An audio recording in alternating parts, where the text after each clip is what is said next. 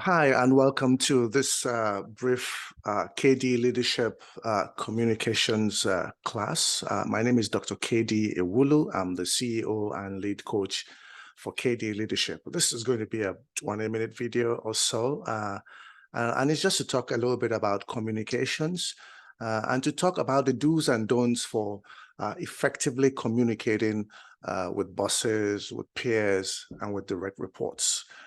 So without much of a wasting of time, let's get to it. The first thing we're going to look at this morning is what are the goals of communications? Communications basically are intended to receive the message and to send the message, to ensure that the message that is sent, that is received, is understood and remembered. You want to communicate in such a way that the receiver understands the message and remembers the message. And that means that before you can even go into communications, you've got to plan your communications. So communications need to be planned, they need to be controlled, they need to be clarified, they need to be supported with words and actions, and then, of course, they need to be double-checked. Okay, how do you plan, control, and clarify your communications? The first thing is you want to meet individually with your employees, okay? Either your direct reports or your peers, your team members, whatever the case may be, you want to meet individually with people you communicate. You want to have a connection, a rapport with them. Even if it's eventually going to be a group communication, you got to communicate with people you already know. Now, if you're like me and you do a lot of trainings, sometimes I have 100 people, 200 people on a call, then that's a bigger deal to handle because you don't know these people, but you've got to make a connection immediately. All right, so let's get into considering your audience. You want to consider your audience by using a language level that the listeners can understand. Now, of course, in every audience, there are people of varied levels of understanding, varied languages, varied backgrounds, okay? So you want to consider their level of education and exposure. You want to avoid using jargon, okay? You should also try as much as possible to point out the why for everything that you want to do, everything that you intend to do. As soon as you communicate it, assume that they're asking you in their brains, why is that? Why should I do that? Or why should I not do that? So you want to put a comma in your, we want to do this. We want to go in this direction, put a comma there and then now explain why. Assume that they're asking you, okay? Now, a lot of people in your audience don't have the guts, the courage, the opening to ask you why, okay? Just assume and give them the why. The why gives them a glimpse of the big picture. It shows them the benefits, not just to themselves, but to the team and to the global community. So it's important to consider your audience and to understand that they're asking questions in their heads. They're saying, why are you the one talking to us? I come into a meeting, for instance, I have to introduce myself. I spend 5 minutes telling people that, oh, you know, I got a doctorate degree in leadership. I've been in architecture. I've been in project management. I've got to give all that background to show that I'm supposed to be where I am, okay? I'm supposed to be the one talking to people. So people want to ask, why are you the one talking to us? You're not the boss of me, that kind of thing. You hear kids say that. So having said that, consider your audience and make sure that you tailor your communications to the people that are listening to you. We're going to be talking about culture later on and the expectations of your audience. For now, when you communicate, because it's a back and forth thing going on, you say something to somebody, they listen, they understand, and then they fashion out their answer and say it back to you, and then you respond back and forth. It's because it's a two-way thing. You got to, the first cardinal rule is let your people do the talking. Let your audience and the people you're communicating with do the talking. Find out what their key experiences are, what their talents are, how they like their work to be done or to be managed. Some people don't like micromanagement. Others need micromanagement because they don't know their left from their right, okay? They want to be sure that they're doing the right thing, so they want you to tell them what to do. Some other groups of people who are job captains, very experienced in what they do, guess what? They don't want you telling them what to do. Just tell them where you want them to be and get the heck out of the way. Forgive my French, okay? So basically, it's important that you understand the people you're talking to. You understand the people you're leading, the people you're following, the people who are your peers. Why? Because we all have different ways we like to be communicated to. Now, let's talk about control. We want to control the communication by creating a mini agenda, either of mental or written notes. You want to have that in place. Okay? Believe it or not, I use one for every session I hold. I tweak my old notes to include my unique requirements. I do that all the time. I still stay to the schedule of topics and pace that my notes can afford me. But the point is, I do a lot of alfresco talk. Forgive me for that. A lot of alfresco talk, meaning off the cuff, ad-libbing. But you want to have a guide, a schedule of topics that you're going to touch on as you go on.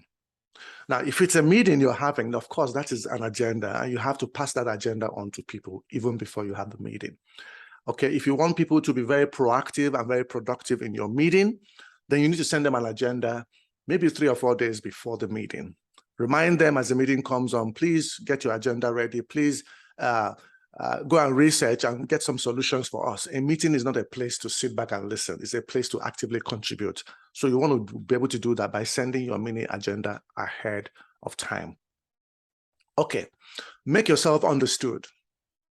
It's important that your language is clear and easy to understand. Clarify any ambiguities you might have, any gray areas you might have. What's your body language? Okay? For instance, right now, if you can't see me on this video, you can hear my voice, but you can't see me. There is a connection that is lost when you can't see people. Why? Because they are talking to you with their body as well as their voice. You want to not only watch their body language to see exactly what's going on, all right, how they feel. Are they flinching? Are they frowning? Are they smiling? Are they looking at you in the eye? Are they egging you on? These are the things you look out for when you're a public speaker. You want to look at people who encourage you. You don't want to look at people who seem like they're going to leave the room at any point in time right now, okay? You watch their body language of your audience, and you ask questions based on what you deciphered from their body language.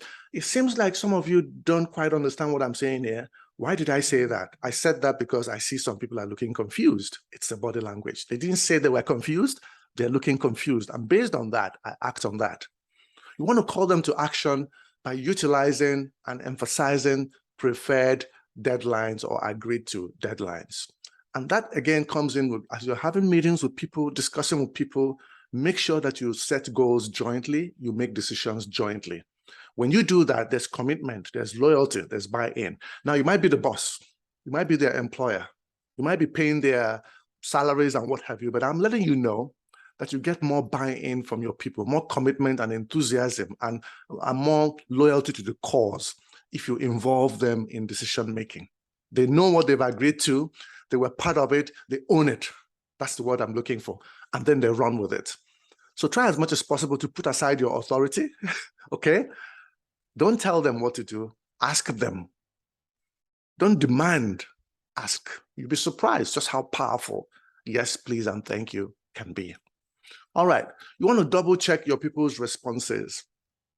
If they tell you something, you don't want to respond immediately. You want to say, what I get from you is, what I hear from you is. You want to confirm what you heard from them in your own words. You want to rephrase it in your own words, okay? When you do that, I'll say, yes, that's what I'm asking you. And then you can go ahead to respond to them. You only write things out when you're sending it out for their verification. You're asking questions to establish any context that might have been missed or unsure of or misused, okay? These are just the general guidelines about communications. Now, let me ask you a question. Have you ever wondered why email communications tend to be combative in nature and never quite deliver the fully intended results? Have you ever thought of how you can just write an email to somebody and it becomes the Third World War or the Fourth World War? You never get to any conclusion. Why both parties tend to camp on their own ends of the conversation, refusing to budge on minor details that could lead to mutually agreed to outcomes. Have you ever wondered that? Well, the answers to that lie in a sequence, in the sequence of communications. Cardinal rule, do not start a conversation or deliberation via email. Instead, utilize the following sequence to arrive at a workable, agreed to solution. Number one, make a phone call or video call I mean, we're all working virtually nowadays, so a face-to-face one-on-one talk might not be possible. And that's why the next best thing is a video call. Luckily, our phones, everything we use now have video. There's so many free video platforms there you can use, okay? So make a phone call or video call. You want to discuss the topic verbally. Brainstorm options on the phone or on video as we're doing right now and arrive at an understanding. Now, you can say towards the end of the phone call, hey, thanks for giving me 5-10 minutes of your time on this. Do you mind if I send you an email with a recap on what we've just said? And the person is going to say, sure, why not? So you want to do a recap email. You want to detail exactly what you both agreed on.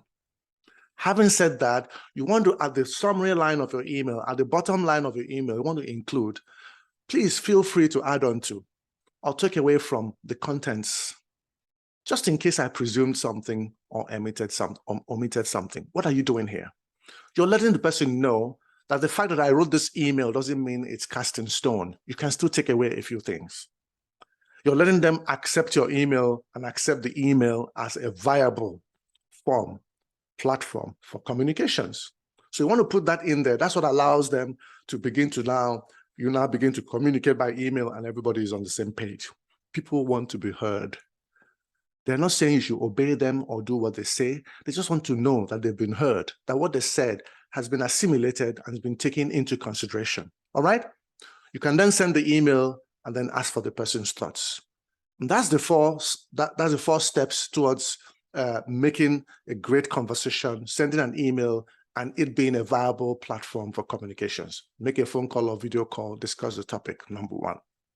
Number two, do a recap email detailing what you've agreed on. Number three, include in your email a summary. Okay, a summary of what you guys have just done. Please feel free to add on. And then number four, send the email and ask for their thoughts. So, having said that, because I'm trying to cover a few critical areas that we use every day, all right? This is not a comprehensive communications class. That will take a couple of hours. We're going to have to break things down. Okay, but what I'm trying to give you here is a synopsis, something that you can use, it can work for you going forward, that can be meaningful to you going forward within your team, within your organization. All right? Let's look at a few other abstracts about effective communication, shall we? The first thing is your body language. You want to keep an open posture, make eye contact. Now, be careful about making eye contact. Again, it depends on who your team is, who you're talking to. If you're talking to Westerners, when I say Westerners, people in the Western hemisphere, you make eye contact. That shows that you are a man or a woman to ride the river with. You're somebody to be trusted, okay? You make eye contact. We teach our kids that. Shake hands firmly, make eye contact, right? We do that. But hey, in the Eastern world, in the Eastern hemisphere, in places like Asia and what have you, making eye contact is considered disrespectful, especially if you're talking to somebody who is your superior. It's disrespectful. And that's why people kind of lower their eyes when they're talking to you, not because they are afraid of you, but that's their sign of respect. So you got to be careful. Who are you talking to? Identify your audience, and then you know what applies to them. We shake hands firmly in the United States. We shake hands firmly in Canada. We shake hands in the Western world firmly. In the Eastern world, it's more like that, right? There's a reason why. That's a cultural difference. So ask yourself, who is my audience? What is their preferred style of communications? What is their preferred platform of communications? Their method, the style. What's the kind of body language they're looking for? And then you apply that to them. All right? Okay. So for the purposes of this presentation, I'm looking at the Western communications, okay? The Western world communications with all the culture and paraphernalia and what have you. So for your body language, you want to keep an open posture, make eye contact. An open posture is me talking this way with my hands and not me talking like a newscaster. Newscasters do not move their heads around because the TV magnifies that. You're taught that you should just stay as much as possible and just let your words convey all the information. Public speakers and teachers and coaches like myself and like some of you leaders in industries have to use all you have. Your body language, you tone of your voice, the words, your gestures, you have to use all of that to communicate fully. That's why I'm waving my hands. That's why I'm looking around. I'm letting you know that I have surroundings around me here, okay? It's important that you have an open posture. People are more likely to listen to you when your hands are wide apart than when they're akimbo across your chest. All right? Listening skills. You want to ask open-ended questions. What are open-ended questions? Open-ended questions are questions that end with a discussion, an elaboration, a description. They normally start with how and why. Closed-ended questions will say, what happened? When did it happen? It gives you a yes, it gives you an opportunity, a possibility of receiving a yes or no for an answer. But open-ended questions allow you to elaborate because they start on why. Can you please explain how? And then you go to town and talk about it. So listening skills, you want to ask open-ended questions that allows people to talk a lot about themselves. Remember, people want to be heard. Personal interaction, solicit people's opinions. What do you think? You know where you want to be. Don't tell them where you want to be. Ask them what they think. When they tell you what they think, you can tell them, well, this is what I think. What do you all think? And if there's so many differing opinions, you can say, you know what, let's vote on it, or let's brainstorm and see how we can bring all this together. Solicit the opinion of your people. That is great communications. Give immediate feedback. Please do not give feedback and make it personal. Keep it focused on the goals and objectives. Keep it professional. If you have to make it personal, you can say things like, this is how I felt about what you did. Don't say, this is what you did, how you did it. You're getting personal. You want to say, this is how I felt. Use an I language to get that done. We're going to get to that. That is deep communications we're talking about now. You want to give immediate feedback, okay? Whether it's negative feedback or positive feedback, you want to give it immediately. Now, there are certain rules of thumb, okay? Positive feedback can be given in public. Negative feedback can be given in private, okay? You want to criticize in private and praise in public. These are golden rules of communications. But feedback has to be given immediately. If it's bad news does not age well, okay? It doesn't get better with age. So you want to give somebody bad news, just pull the person aside, shut the door, and just, tell them immediately exactly what it is you want to tell them. You want to select your words carefully. As I said earlier, request, ask. Please, please, please refrain from commanding. I know that we've worked so hard to become leaders in our industries, and we're used to giving instructions. Ask from people, request. Even when you have the authority to do so, the authority to command them, ask. Believe me, you're going to see better results. You're going to see better communications, better collaboration with people because you asked them, you were polite. Watch for the tone of your voice. This is critical, all right? Okay, keep it conversational by making a statement or suggestion rather than questioning. Make a statement. It would have been nice if this was done this way. I would have felt better. I would have preferred it done this way. But hey, it's your decision, It would have been nice if you asked me. Instead of saying, why didn't you ask me of my opinion? That is questioning, and that raises the tone of your voice. But when you're making a statement, it's no longer a question. You find that the tone of your voice automatically comes down when you are making a conversation, a statement or a suggestion, rather than questioning. Now, let me bring in some statistics here. I'll be closing soon. I know I didn't want to take too much of your time, but there's something called the 7-38-55 rule, okay? And what it just says is that 7% of the message you convey is conveyed by the words you type, by the words itself. The words, it might be the verbal words or the typed words. That conveys only 7% of the message. Wow. 38% of the message is conveyed by the tone of your voice, whether it's a high tone, a middle tone, a low tone. You guys understand what I'm talking about. If you keep your tone down, okay, it's conversational. When you're giving instructions, suddenly it's when you're leading, you are ending your conversation by a downward tone. You are telling them, and yet you're using your authority. So there's just so many things with your tone that allows you to convey a message. So 7% of the message is conveyed by the words you speak or type, 38% by the tone of your voice, and a fantastic 55% by your body language. Do you see why your body language, seeing me on video right now, is conveying more than 50% of the message? just seeing the way my body is moving, my hands are waving, I'm gesticulating. That's it. So let me repeat that again. You want to speak via video conferencing first, because that conveys alone 55%. You want to modulate your voice during the conversation. That gives you 38%. Together, that's 93% of your conversation. It's already in place. And then you want to choose your words carefully. Keep it short and simple. Your written words should only articulate or confirm what has already been discussed. And that only conveys 7% of a message. You see why texting doesn't work, my friends? We say it works. There's a new generation coming up that prefer to text. And some of us, the old school, will have to bow down to that because that's their preferred mode of communications.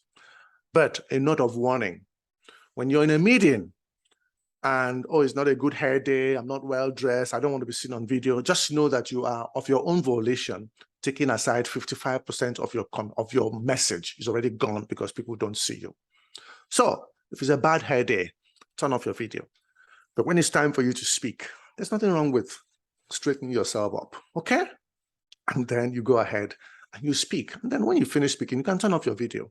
It's important, especially if you're asking a boss for something, if you're asking a committee for something, you want to deliver 55% of the message by your body. They want to see you. You want to ask and not question. Modulate the tone of your voice. That's 38%. I tell you, when you have a video on and you are modulating the tone of your voice, that's 93% of the message. You are most probably going to get what you're asking for. At least you're going to receive some favorable consideration. Choose your words carefully. I'm not saying you shouldn't type stuff in. Eventually we have to write words in there, because if you didn't write it, it didn't happen. We know that. But you want to be sure that your full message is communicated. Use every weapon in your arsenal to ensure that your full message is communicated. Learn all you can about your employees' projects. It's very important. You can't ask questions about things you don't know about. There's certain questions you ask, people know that you've studied their material. You've actually done some research. Okay? Be open to questions when you're talking to people. Know that questions are going to come mentally or physically. They're going to ask questions in their brains. So you're going to write down probable questions you think they're going to ask and address them even before they ask those questions. And then you can also, any questions? Okay? Now, be careful. Some of us fall into the trap of thinking that we must have an answer for every question. You don't have to have an answer for every question. The fact that you're the boss doesn't mean that you're God. Only God has the answer to every question. So what do? If you don't have an answer, find one. Research. Show it's okay not to readily have an answer. Tell them, you know what, I don't have an answer for that. Let me get back to you. Let's take this offline. Let me get back to you in a couple of hours. I'll send you an email. How about that? What you've done now is you let them know you're human. It's okay not to have the answers. Remember, when I went to school, college, 30 some years ago, our style of reading was to memorize things. Okay, our questions, our exams were fully comprehensive exams. You write down stuff. There were no multiple choice questions. But in the last 20 years, MCQs have taken over. Okay, people don't have to know everything. They just have to know where to find it. In our time, you have to cram everything. You have to memorize everything and spit it out. So if you're in a meeting and your boss asks you a question you don't know, people kind of laugh you out of the room. Today, that's not the case. Today, people ask you something, you write a note. I'm writing a note on that. I'll get you a feedback later today by close of business today. That's the way to go. Research. Show it's okay not to readily have an answer. And guess what? Find that answer and make sure you get back to them when you said you will. The next thing is you want to meet individually with your employees. I've talked about that with your team members because you want to find out what really matters with them. You find out their key experiences, their talents, how they like to work, or how they like to be managed. Okay, as I said, some people like to be micromanaged, others like to be macromanaged, meaning just tell them what to do and get out of the way. Whatever the case may be, sauce for the goose is sauce for the gander. People have different preferences, different learning styles. So go ahead and apply each one to each individual. Okay. Something else, listening saves time and money. It shows that you respect the person and it builds morale. I want you to learn to listen. Now, listening doesn't mean interjecting and saying, yeah, I get you, I hear you. No, that's not listening, that's interruptions. You can listen with your body by just put a notepad down there and be taking notes. Whoever sees you knows you're listening. Just by they see you taking notes. You haven't said anything. They see you taking notes. You're conveying 55% with your body that you are listening. That's it. Listening will save you time and money. It shows you respect the person. It builds morale. When the person finishes, you say, what I get from you is, then you can go into your notes and look at 1, 2, 3, 4. Am I correct? Okay, let me take them one at a time and respond. The person already likes you because you've respected them by listening. You've shown them enormous respect by listening and taking notes of their points. Okay, I talked about using your body language well. Make eye contact, think about your questions, focus on your facial expressions. Somebody's talking to you. There's something called the poker face or the flinch. Okay, the poker face is when your face is deadpan. If I'm selling you something right now and I tell you, I'll sell this to you for $10. If you use a poker face on me, a deadpan face, what it's telling me is that $10 is okay. You haven't said anything, but because you kept your face bland, it means that it's acceptable to you. But if I tell you, for instance, now I'm selling this to you at $10 and you do, ooh, ooh, you flinch. That tells me that the $10 is not acceptable for you, that in fact, $10 is too much. You haven't said anything, but that is the poker face and the flinch. So with the poker face, you can accept something. With the flinch, you can reject something. And that is if I'm the one selling stuff to you. So you want to watch out again for nervous gestures. When you're nervous, hold your hands together like this. Okay, you'll feel better, and you can spread out your wings again. You don't want to appear nervous talking to people. It means you didn't come prepared.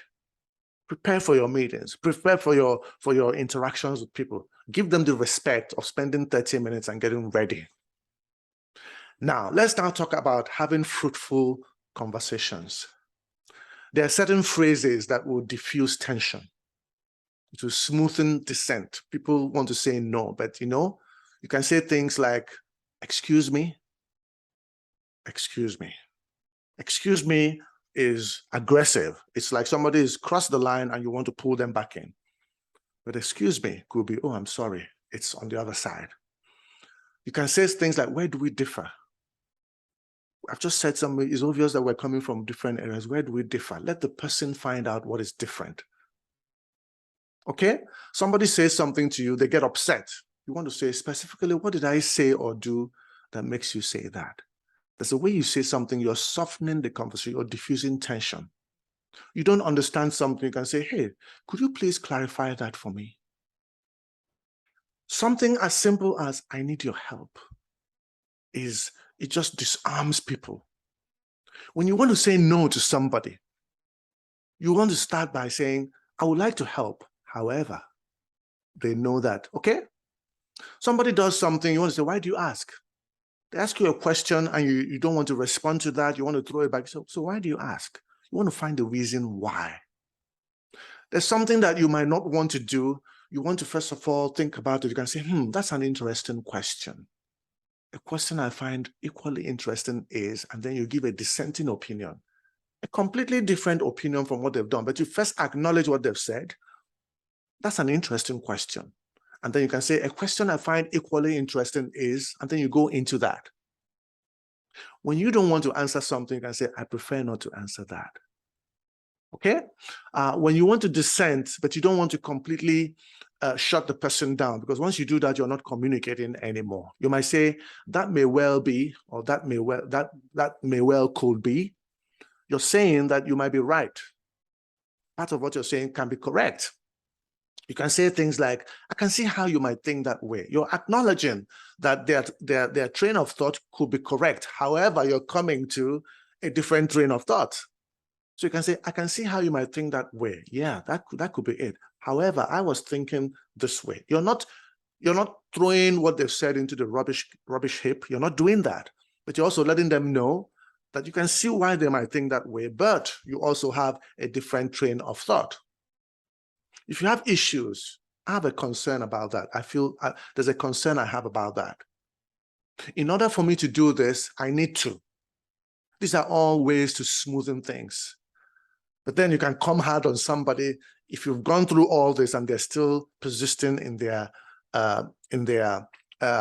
abnormal behavior or their unacceptable behavior. You can come up with the consequence. If you do this or if you don't do this, then that's when you come with a threat. Okay? Somebody gives you a discerning an opinion that is at dissonance with what you are saying. You can say something like, it's unfortunate that you feel that way. I'm sorry that you feel that way. I know as Americans, as North Americans, as people in the Western Hemisphere, we don't like to say, I'm sorry. But hey, I'm sorry doesn't make you culpable. All right? People tend to see somebody falls down, you say, are you all right? That's really, it just sounds banal. Are you all right? Help the person up. Say, no, that opens you up to litigation. Then you don't really care about that person. Saying, are you all right? You're just saying things. You're not really ready. I've seen people who need help and nobody's reaching out to help them. People are asking, are you all right? In these times, they're taking videos and uploading them to YouTube. You're watching these things. I watched the other day, somebody beat somebody to death in public. And people were standing around taking pictures. So that's the world we've come into now. People do not know how to communicate.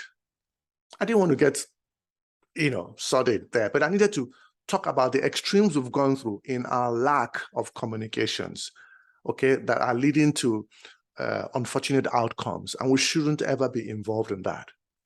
Somebody says something, you can say, what do you mean by that? Can I count on you? You're asking somebody for support. You should be able to say, can I count on you?